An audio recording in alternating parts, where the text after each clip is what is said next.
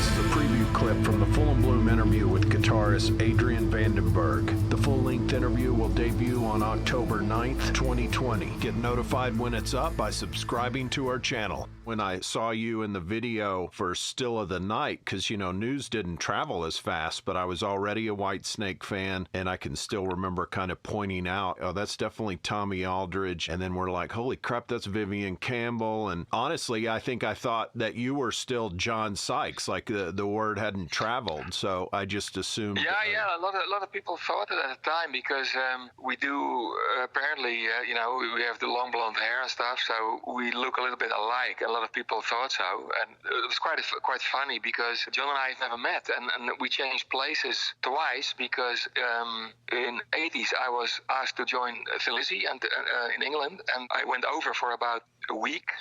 When I talked to my dad on the phone, he advised me to finish my art studies first, which I did. So I didn't join and went back to Holland, finished my art studies, but John Sykes joined. And then when David didn't want to work with John Sykes anymore, halfway the 1987 album, I came in. So that's when we swapped places again. So that was kind of weird. Didn't Coverdale even try to recruit you in the band before Sykes came in? Yeah, exactly.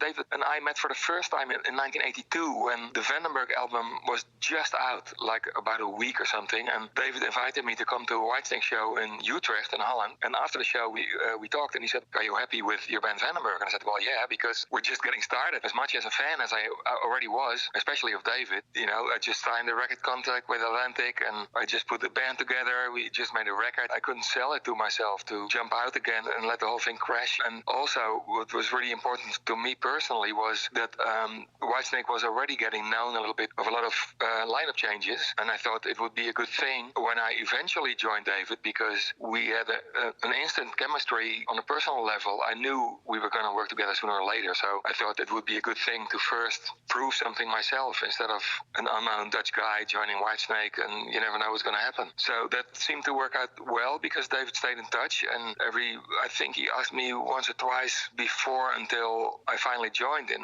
1986. I was watching some videos of the two of you guys together, and you just seem like really great friends. Yeah, we are. It was like an instant connection, and we spent so much time together on the road, and I stayed at David's house very, very often for very long periods of time when we were writing songs, so we used to hang out and play records and make compilations at the time on cassettes and on CDs and stuff.